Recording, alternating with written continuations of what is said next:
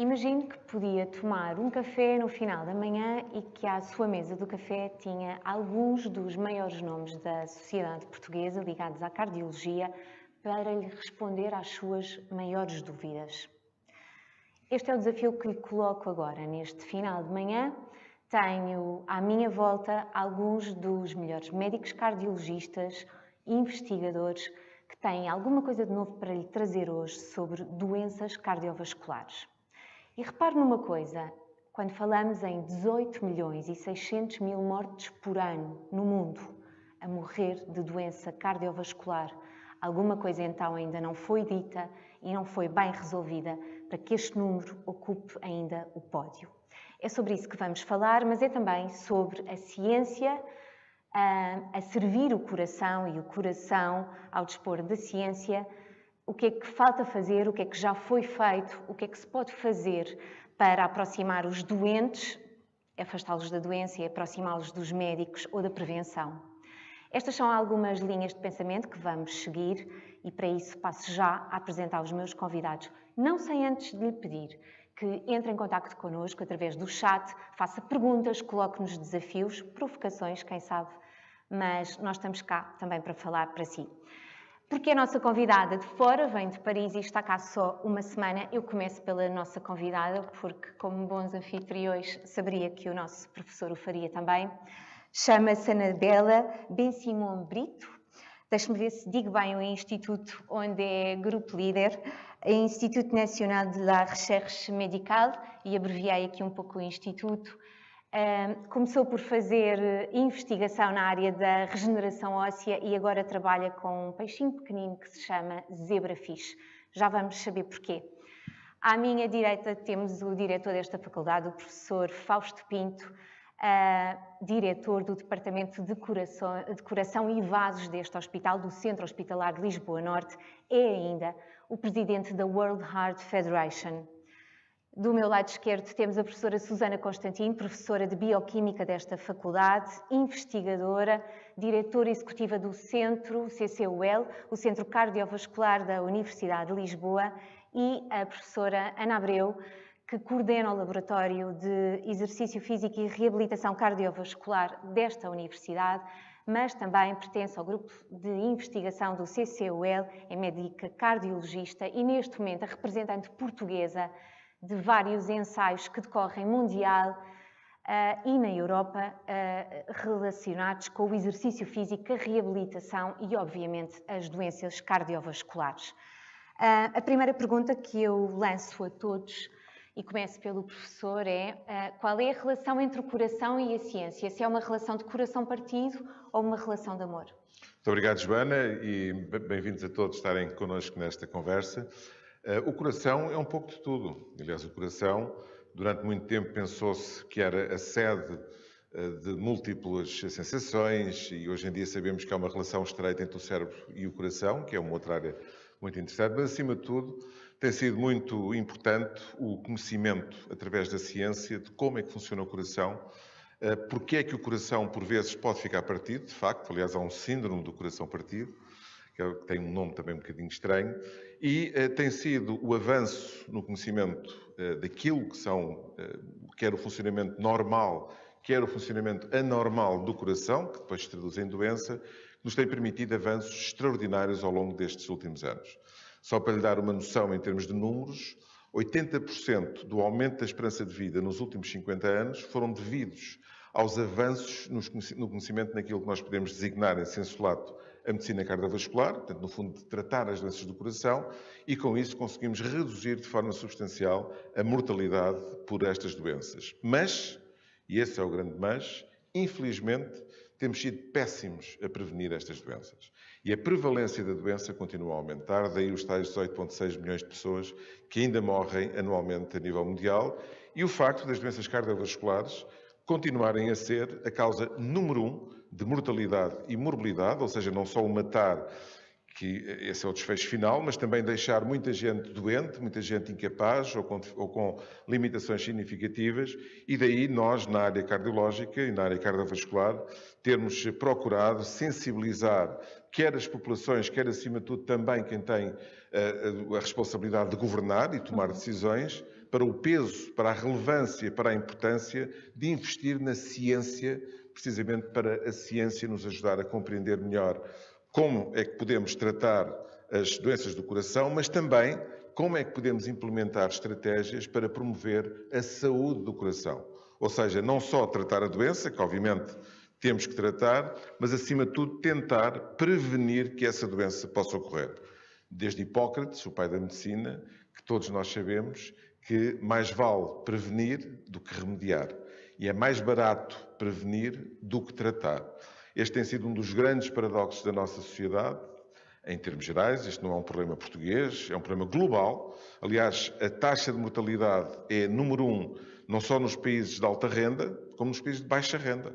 Acabei de vir da África, em que tivemos a discutir estes assuntos no continente africano, e em África, por exemplo, as doenças cardiovasculares são neste momento também a causa número 1 de mortalidade. E, portanto, para concluir esta primeira intervenção, dizer que ciência e coração, como aliás com os outros órgãos e com os outros sistemas, mas tendo em conta o peso que tem, e que esta pandemia veio agravar, e já iremos falar um pouquinho sobre isso, a importância, de facto, de investir e de apoiar cada vez mais o investimento em ciência, e neste caso concreto, na ciência, para conhecermos melhor o sistema cardiovascular.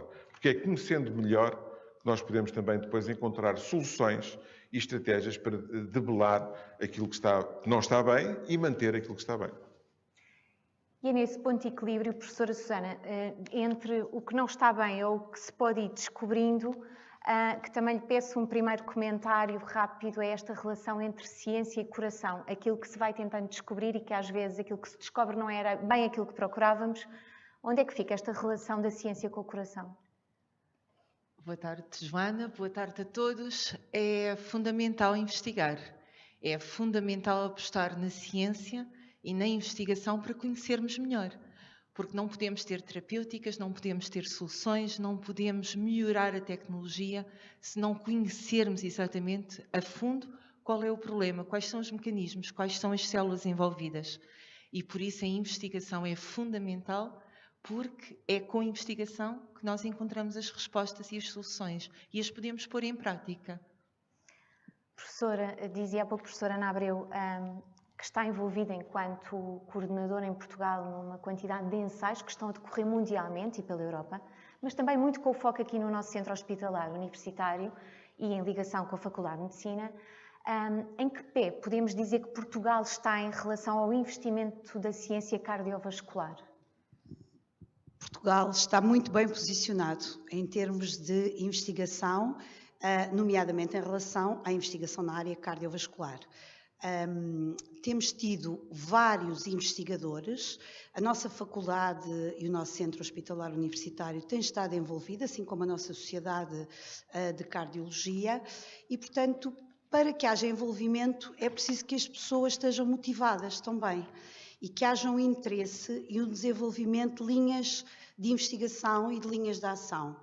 E, portanto, eu acho que o fundamental é criar esses grupos de pessoas, é criar a motivação e nada melhor para a nossa faculdade e para o CCOL estar envolvido como penso que temos recursos humanos fantásticos em várias áreas, quer básicas, quer clínicas, com uma interação e com uma integração excelente. Portanto, claro que outros centros no país também existem, mas eu falo daquilo que conheço mais a fundo e temos tido uma interação também muito boa com vários centros noutros países que têm eles próprios projetos e que acabam por nos incluir e muitas vezes também somos nós a liderar outros projetos e incluí-los a eles. Portanto, acho que tem que haver a tal motivação, a tal integração, muito diálogo e muita discussão e muito brainstorming para depois chegarmos às tais conclusões que podem levar ao avanço da ciência e ao avanço da medicina. Os sinais são positivos, de facto, e este grupo de trabalho é bastante evidente. Deixe-me fazer uma pergunta que eu acho que toda a gente, pelo menos quem ouviu falar do zebrafish, que é um peixinho muito pequenino, aparentemente muito frágil. Doutora Anabela, há uma pergunta que eu tenho que lhe fazer, que é como é que alguém que está a estudar a regeneração óssea, aliás o seu doutoramento foi baseado na regeneração óssea, de repente parte para o estudo da regeneração através do frágil, aparentemente frágil zebrafish. O que é que a fez mudar de chip para ir estudar a possível regeneração da válvula cardiovascular? É aí que quer chegar. Boa tarde e muito obrigada pelo convite, é fantástico estar aqui convosco. Realmente o peixe-zebra é muito pequenino, mas tem muito pouco de frágil, porque tem uma resiliência impressionante. O peixe-zebra tem a capacidade de regenerar praticamente todos os tecidos e nós sabemos que é importante, quando pensamos em valvulopatias, muitas vezes em situações extremas é necessário fazer a substituição da válvula com implantes, e eu pensei que seria fantástico perceber se o peixe-zebra tem capacidade de regenerar a válvula e se podemos transferir esse conhecimento que conseguimos do peixe-zebra para o humano e para melhorar estes implantes de válvula cardíaca. E foi fantástico realmente perceber que o peixe-zebra tem essa capacidade e que nós conseguimos identificar quais são os mecanismos que fazem com que o peixe-zebra forme uma nova válvula quando nós criamos uma pequena ferida. E sem dúvida que é um modelo fantástico para este tipo de perguntas. O próximo passo, eventualmente, é perceber qual é a aplicabilidade ou a transposição para que se passe dessa experiência do zebrafish para depois para o humano, não? Sim, realmente é uma pergunta que nós não podemos fazer com os outros modelos que estão neste momento disponíveis, por isso são perguntas que só conseguimos responder com o peixe-zebra, porque tem esta capacidade regenerativa fora do normal. E claro que a nossa ideia é identificar mecanismos que nós sabemos que são comuns com o humano, nós temos todas as ferramentas no corpo humano para ativar esses mecanismos e claro que o nosso objetivo é pegar nessa informação, nessa ciência fundamental adquirida em zebra e recuperá-la e aplicá-la a nível do humano, sem dúvida. Obrigada. Deixem-me só dizer-vos para não estranharem, nós continuamos a lançar o repto para participarem lá de casa através do chat do YouTube. Continuo a fazer o apelo para que participem connosco, coloquem as vossas dúvidas. Portanto, não estranhem que apesar de ser regra num debate não se olhar para o telemóvel, eu hoje tenho a exceção de ter um telemóvel no colo e poder olhar de vez em quando para perceber quais são as vossas questões. Eu sei que o professor falava há pouco de uma frase que me disse que na verdade me ficou na cabeça, mas deixe-me citá-la bem para não distorcer, que era, e disse-o há pouco esta ideia, que é somos muito bons a tratar, mas péssimos a prevenir. E isso vinha naquela ideia de que, possivelmente, 80% das mortes por doença cardiovasculares podiam ser prevenidas se as pessoas tivessem outro tipo de cuidados. Estou a fazer a leitura errada, não era bem esta a percentagem. Porquê é que somos bons a tratar, mas depois nos comportamos tão mal? É um bocadinho mais complexo do que isso, obviamente. Se fosse uma solução simples, já tinha sido encontrada. O que nós sabemos é que cerca de 80% das doenças cardiovasculares são potencialmente preveníveis. E, portanto, existe todo um espaço aqui em que se intervirmos. Isto não tem só a ver com o comportamento das pessoas. E, aliás, isso é importante e hoje em dia tem havido uma forma de abordar este problema de forma a envolver as pessoas e não ser punitivo. Porque, aliás, eu penso que se podemos autocriticar-nos enquanto comunidade médica, tem sido muitas vezes mostrar que a mudança de comportamentos ou o facto de haver um determinado problema é culpa das pessoas. Esse tem sido um pouco diferente a abordagem. Aliás, temos aqui a professora Ana Abreu, que tem trabalhado muito nesta área e que pode complementar também este ponto. O fundamental é nós envolvermos as pessoas, aquilo que os anglo-saxónicos chamam de engagement, nos seus próprios comportamentos. Mas não são só os comportamentos, quer dizer, os comportamentos é um ponto importante, mas há todo um conjunto de outras áreas em que a sociedade como um todo deve estar envolvida e que vai, por exemplo, de coisas tão simples como fazer screening. Um dos problemas que nós temos neste momento a nível mundial é a hipertensão arterial. A hipertensão arterial é talvez o fator mais importante que é responsável por um aumento e por esta persistência num número significativo de pessoas que depois vêm a sofrer de problemas cardiovasculares. E há uma regra que não tem mudado muito ao longo dos anos e que ainda foi agora corroborada pelas guidelines, pelas diretrizes que foram emanadas pela Organização Mundial de Saúde há um mês atrás e que vieram confirmar mais ou menos estes números, que das pessoas hipertensas a nível global nós só conhecemos cerca de 1/3. e isto varia um bocadinho de região para região, das pessoas conhecidas como hipertensas, só cerca de 1/3 é que estão tratadas, e das pessoas que estão tratadas, só cerca de 1/3 é que estão controladas. Portanto, estamos a ver que há aqui quase que um continente de pessoas que ou não estão identificadas ou não estão tratadas de forma adequada ou não estão controladas. E, portanto, toda esta área, e estou apenas a dar o exemplo da hipertensão, podia dar o da diabetes, podia dar das pessoas que têm níveis elevados de gorduras no sangue, portanto, nós chamamos estes lipidémias, como outro tipo de problemas que sabemos que, se não forem identificados de forma precoce, ou não identificados de nenhuma maneira, isto vai contribuir para que, de facto, continuemos a ter níveis tão elevados de doença cardiovascular. E, portanto, quando se fala que 80% das doenças cardiovasculares são preveníveis, isto tem a ver exatamente com o facto de, se nós fôssemos capazes, como sociedade, de implementar um conjunto de ações e que estão a ser desenvolvidas, há programas neste momento, por exemplo, um programa que está em curso há algum tempo das cidades saudáveis, ou seja, que é desenvolver planos e que envolve arquitetura, envolve engenharia, é por isso que isto envolve a sociedade como um todo. É importante nós identificarmos os problemas, mas depois as soluções para esses problemas são soluções que têm que ser enquadradas num contexto mais vasto. Das pessoas também. E ajudar também as pessoas, porque de facto, um dos problemas que nós, isto é um problema genérico, que é um problema, se quisermos, da literacia em saúde, que é um outro dos grandes problemas que temos, e que tem que ser continuamente repetido, tem que haver a repetição é pedagógica e aqui isso aplica-se de forma total, que é nós sermos capazes também de interagir de forma a podermos encontrar em conjunto as soluções que possam tornar as sociedades mais saudáveis. O que nós queremos, de facto, é tornar a sociedade mais saudável. E por isso temos que conhecer os problemas, da importância da ciência e da investigação. Já agora dizer que há um objetivo concreto da Organização Mundial de Saúde, que é um dos objetivos, mas um importante, é reduzir 1/3 da mortalidade prematura por doença cardiovascular até 2030.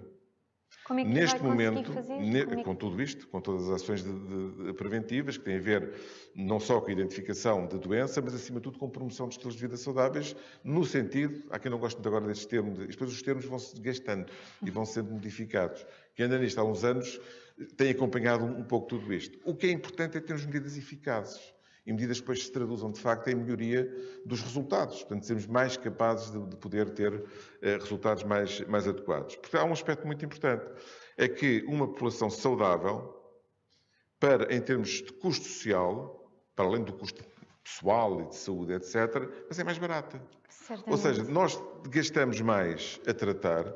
A ir atrás do prejuízo, não é? Um bocadinho, Sim. do que a prevenir. Isto está calculado. Por exemplo, os budgets mundiais, os orçamentos mundiais, em termos genéricos, claro, com variações muitas vezes que existem entre regiões ou entre países, mas nós estamos a investir cerca de 4% para medidas de prevenção e estamos a investir mais de 90% para tratar.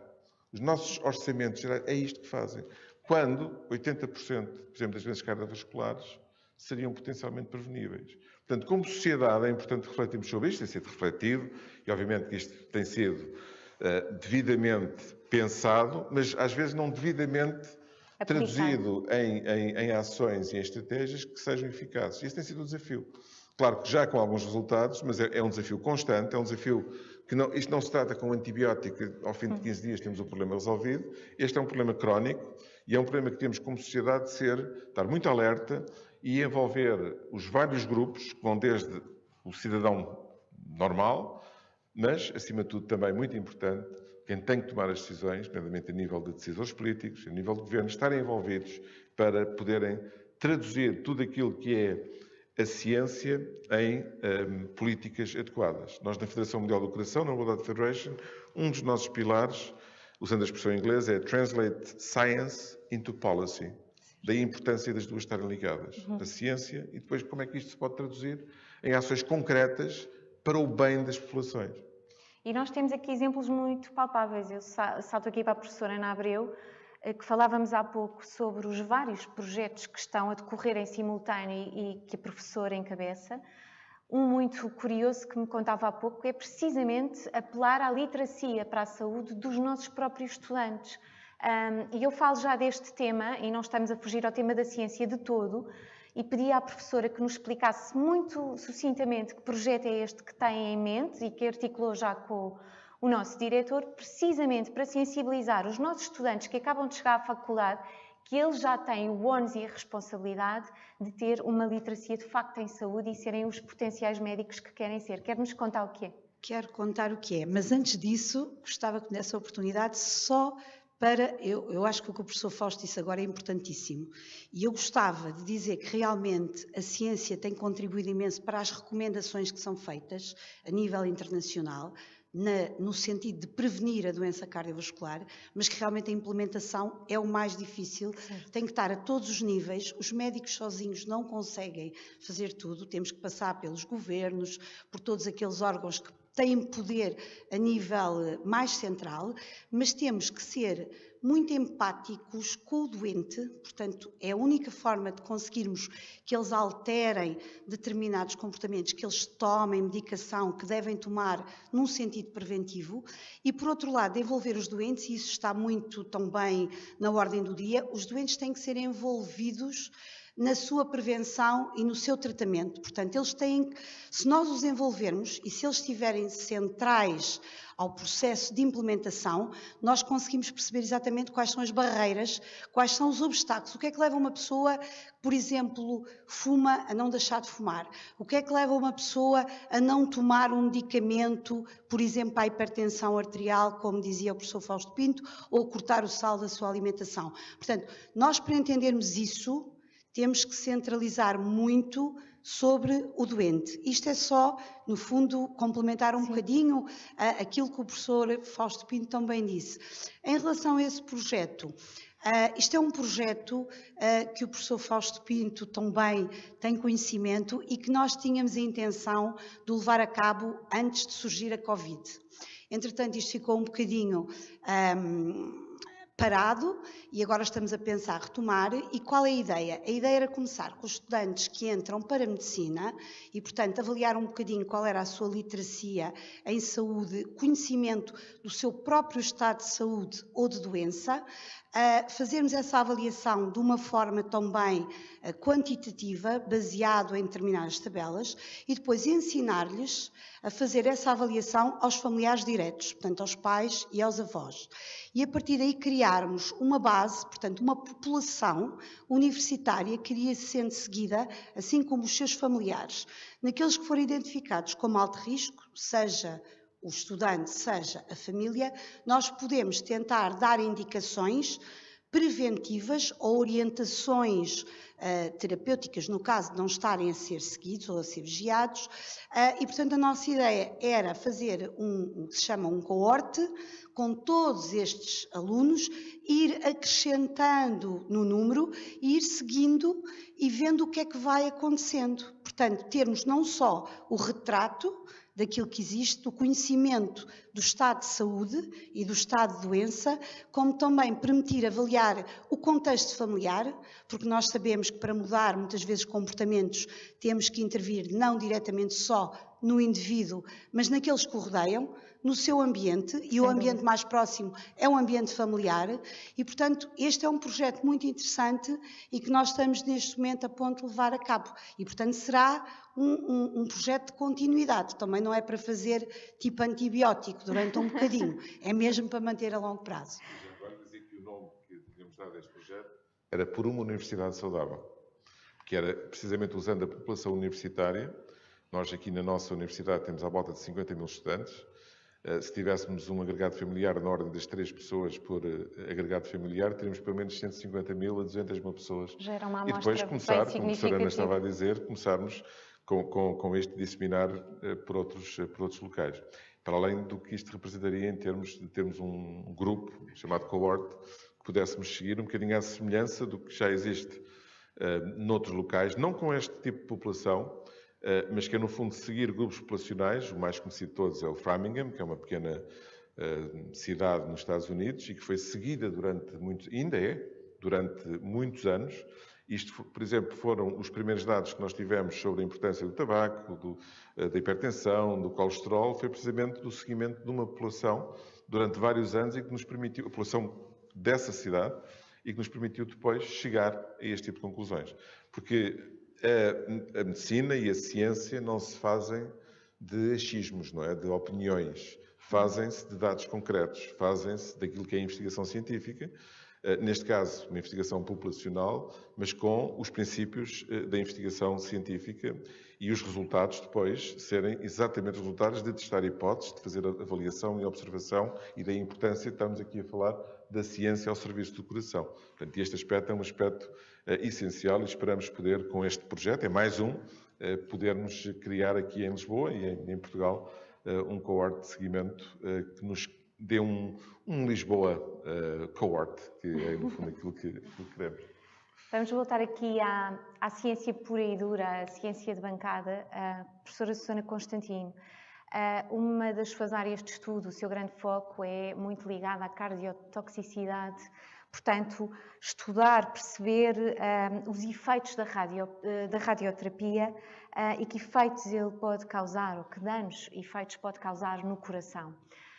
Eu ia lhe pedir se podia explicar às pessoas, muito sucintamente, o que é que pode causar, de facto, os efeitos de radiação como dano colateral no coração, mas numa vertente, obviamente, muito positiva e que a professora Ana Abreu também vai acrescentar, com certeza, depois qualquer coisa, porque a verdade é que depois há aqui um contrapeso da balança, porque há sempre o revés da medalha e não só o medo.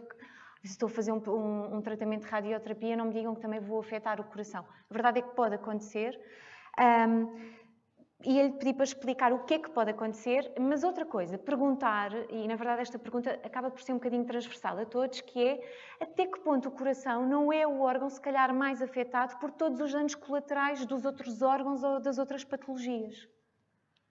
Obrigada pela questão. Realmente nós temos vindo a levar a cabo um trabalho em cardiotoxicidade. Para as pessoas não se assustarem lá em casa, a radioterapia e a quimioterapia são ferramentas poderosas nas doenças oncológicas e não devem de todo ser postas em causa. Contudo, sabemos que a quimioterapia e alguns agentes de quimioterapia podem provocar danos no coração, portanto, esta cardiotoxicidade, e também a radiação ionizante.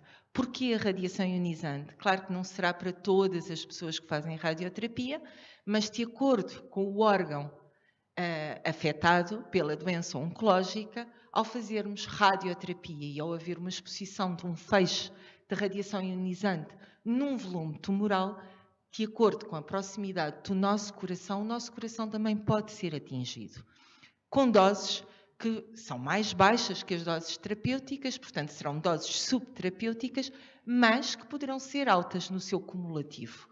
E é exatamente essas doses que poderão ser altas que é necessário perceber exatamente o efeito dessa radiação ionizante enquanto causador ou potencial causador de dano no coração. É difícil responder a esta pergunta só seguindo os doentes, porque a maioria dos doentes oncológicos fazem radioterapia e quimioterapia.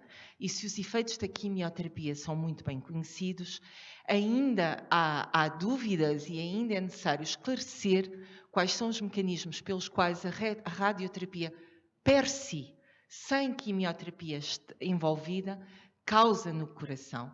E nós tivemos o privilégio, porque fazer ciência é ótimo, é extraordinário, nós tivemos o privilégio de conduzir um estudo esse que foi, que é um estudo europeu, que envolve mulheres de câncer de mama, principalmente câncer de mama à esquerda, não é? Mama esquerda, que realmente se mostra ter efeitos no coração. E conseguimos conciliar de uma forma extraordinária, e foi extraordinariamente gratificante trabalhar neste projeto, porque conseguimos então fazer o quê?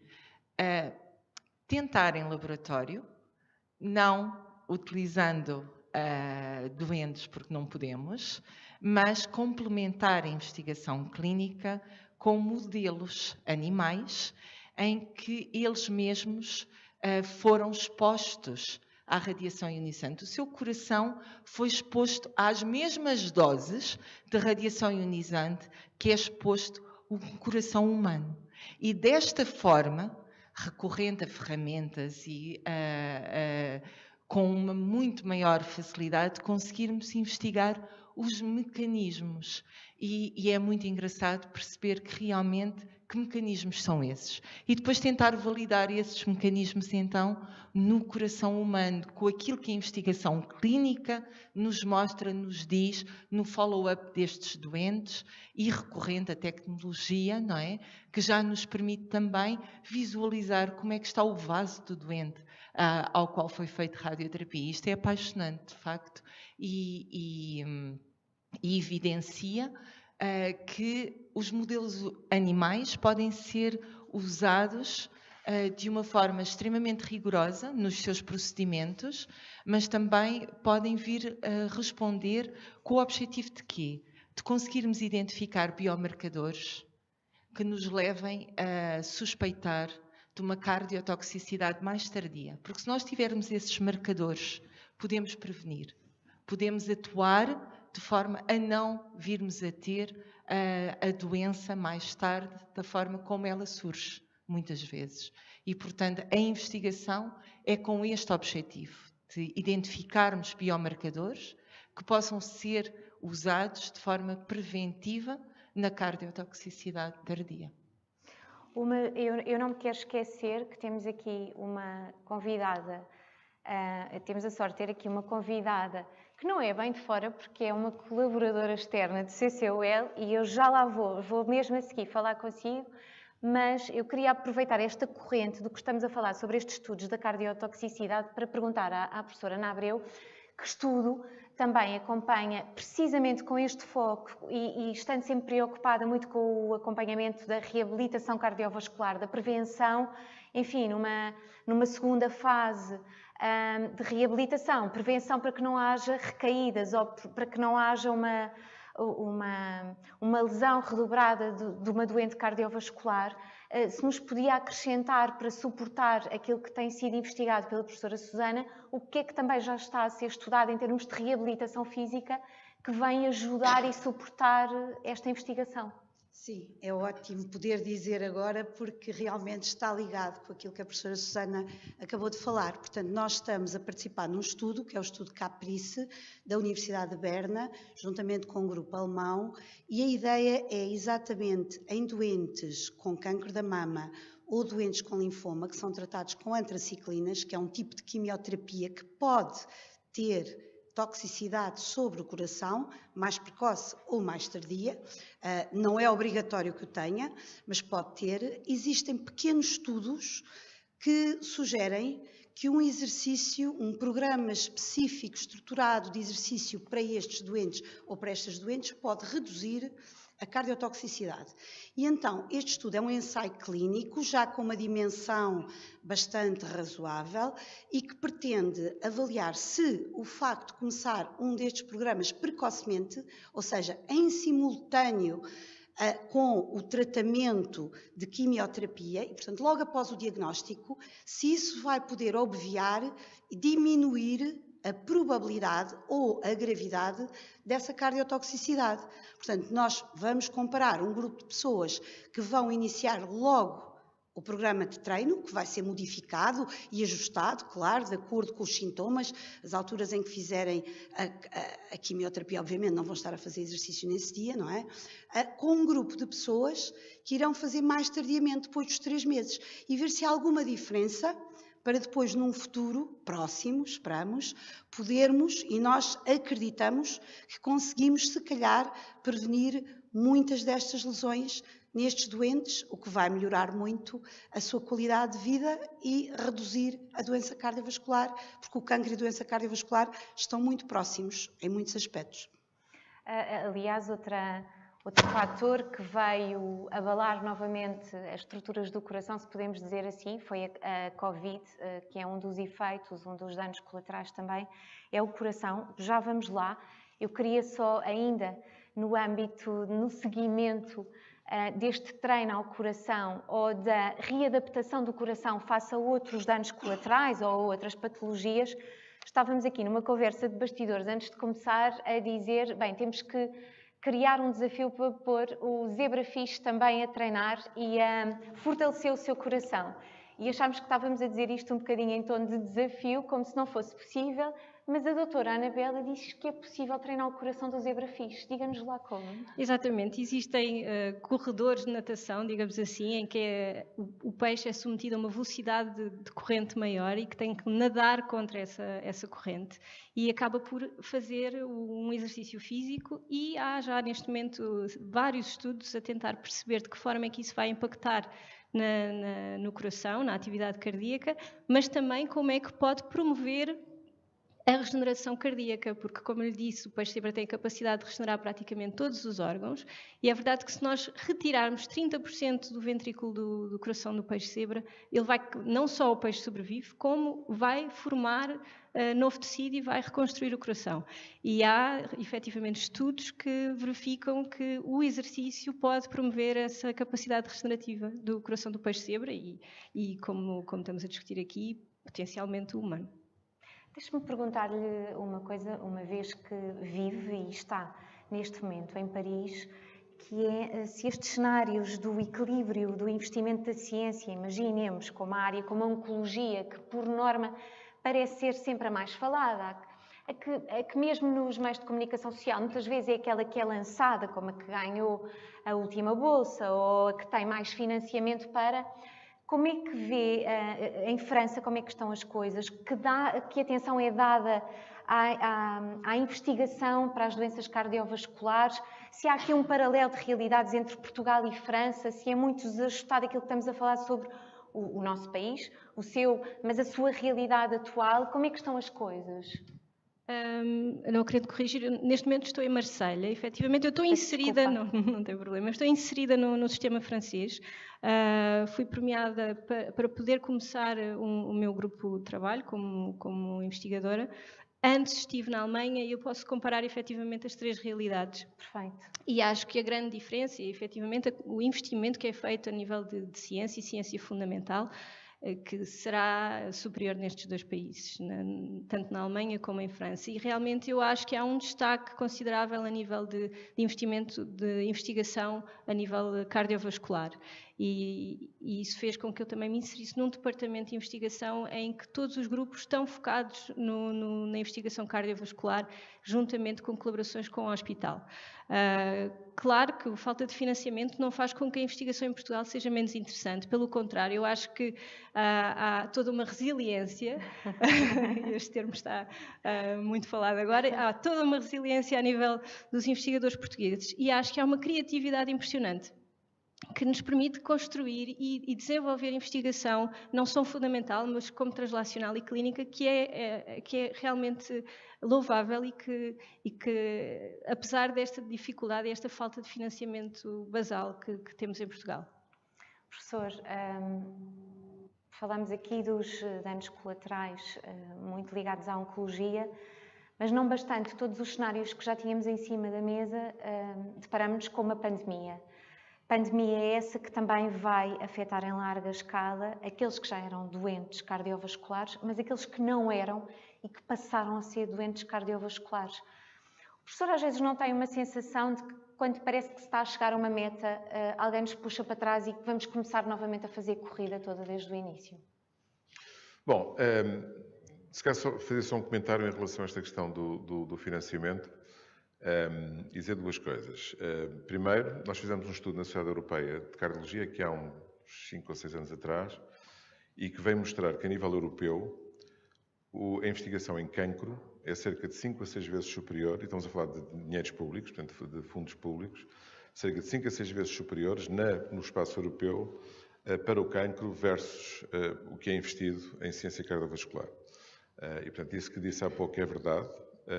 Tem havido uma maior visibilidade da parte oncológica e com todo o mérito para quem dirige a parte oncológica, até convenceram que era o nosso comissário, atual Presidente da Câmara de Lisboa, a desenvolver o plano de cancro para a Europa, que é fantástico, eu acho fantástico, precisamos de um para a área cardiovascular e, portanto, é muito importante, e daí a importância de organizações e estruturas como as que nós estamos envolvidos, e eu agora presido uma delas, e a professora Ana Abreu está envolvida a nível europeu numa outra, de continuarmos a sensibilizar para a importância do investimento na área cardiovascular. Isto independentemente das assimetrias regionais que existem, que até dentro dos próprios países existem. Sem Portanto, dúvida.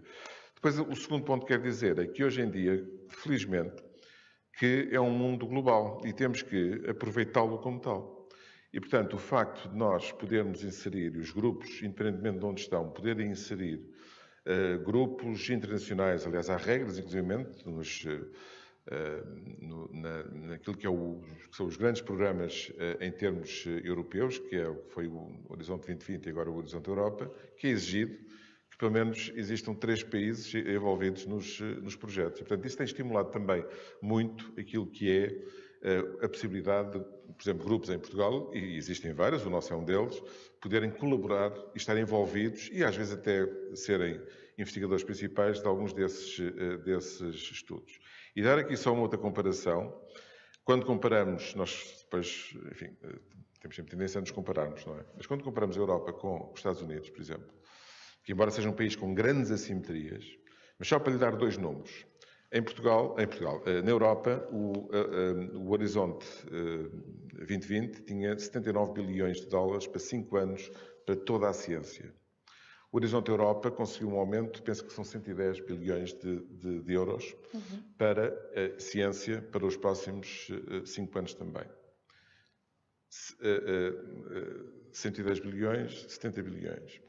Nos Estados Unidos, só o NIH, que é só para a saúde, portanto, estes valores que eu lhe dei é para a ciência toda, o mar, a astronomia, a saúde, para 5 anos.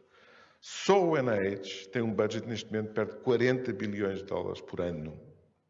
Portanto, para dar também um bocadinho a noção, em termos relativos, do investimento que é feito na ciência a nível europeu, que cresceu muito e é fantástico, e tem-se conseguido, mas ainda temos um déficit, e aqui agora puxando um bocadinho pelo continente europeu, é claro que estamos a falar aqui sobretudo de financiamento público, há muito outro tipo de financiamento, mas para termos um bocadinho a noção relativa das coisas. Bom, e com isto, indo para a parte da pandemia, dizer 2 ou 3 coisas também para as pessoas perceberem. Esta pandemia, e por isso é que é importante, porque é de facto uma pandemia, nós estamos habituados aos vírus poderem atacar o coração e darem doenças do coração, e portanto, isto não é, nesse aspecto não é nada de novo. O que é novo é a dimensão que teve com esta pandemia, por um lado. Por outro lado, um outro aspecto importante é que, de facto, as pessoas portadoras de doença cardiovascular foram aquelas que tiveram mais doença, quando tinham a doença morriam mais, ou ficavam afetadas mais, e também aquelas que se infectavam mais facilmente. E, portanto, as doenças cardiovasculares foram aqui uma espécie de dano colateral direto e indireto. Daí que, neste momento, há um programa neste momento da Organização Mundial de Saúde que é a preparação para a próxima pandemia, ou a preparação para o próximo desastre em termos de saúde. E uma das áreas, um dos objetivos, é precisamente reduzir aquilo que andamos a perseguir há muito tempo, mas agora com este argumento acrescentado, reduzir o impacto e o peso das doenças chamadas não transmissíveis, mas em que as doenças cardiovasculares têm o maior pinhão, porque isso vai significar, no fundo, nós darmos menos combustível para a próxima pandemia. Ou seja, o sermos capazes de diminuir o peso dessas doenças vai-nos diminuir também as consequências que qualquer nova pandemia ou pandemia-like possa vir ter no futuro. Mas depois há aqui um outro problema ainda, e daí a importância de termos que ter algumas medidas que por vezes parecem, por vezes não, que são de facto desagradáveis, mas que, observando muitas vezes a discussão, sobretudo dos políticos, parece que isto é uma questão de opinião, ou de direita ou esquerda. Quer dizer, quando nós fazemos uma amputação, ou quando se propõe um transplante cardíaco, ou se tem que fazer uma substituição de um órgão, ou qualquer outro tipo de intervenção, não se faz por convicção política, faz por haver necessidade. Quer dizer, quando se fez a recomendação de que era importante que a única arma que tínhamos na altura era as pessoas ficarem isoladas, porque essa era a única forma de podermos diminuir a transmissão, isto não se faz para ter as pessoas isoladas. Ninguém quer estar isolado. Certo. Quando se faz hoje em dia aquilo que é a pressão para que as pessoas sejam vacinadas, é porque a vacina é a única solução que nós temos neste momento para ultrapassar este problema. E, aliás, devo dizer outra coisa, é que neste momento, em algumas zonas dos Estados Unidos, a segunda causa de morte, a seguir às doenças cardiovasculares, é o resultado da anticiência. Neste momento, aquilo que é, e que isso sim é um crime, e devia ser um crime contra a humanidade, São os grupos que existem por esse mundo fora. Felizmente, em Portugal, não tiveram grande expressão, mas que noutras zonas têm tido uma expressão importante. Os nossos colegas estão muito preocupados, a Organização Mundial de Saúde está muito preocupada com isso, e que, de facto, foram responsáveis, em algumas zonas, por serem a segunda causa de morte. Ou seja, uma das razões porque ainda não ultrapassámos, não é a única, obviamente, mas que tem um peso muito importante, sobretudo em algumas zonas, tem sido o protagonismo, esse sim, criminoso, de um conjunto de pessoas, que por razões, enfim, isso as ciências do comportamento irão com certeza estudar, mas que o impacto que estão a ter é, por exemplo, nós temos neste momento em alguns países, eu não quero nomear países, mas mesmo no espaço europeu há países com 30% de vacinação. Certo.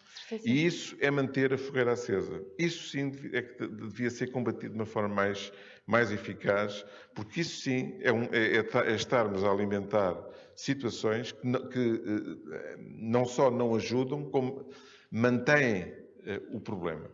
E, portanto, outra mensagem que eu acho que é importante, ciência e coração, mas ciência em geral, é acreditar na ciência, acreditar naquilo que é o esforço imenso de milhões de pessoas por esse mundo fora, aos mais variados níveis, e que é a razão porque hoje estamos aqui.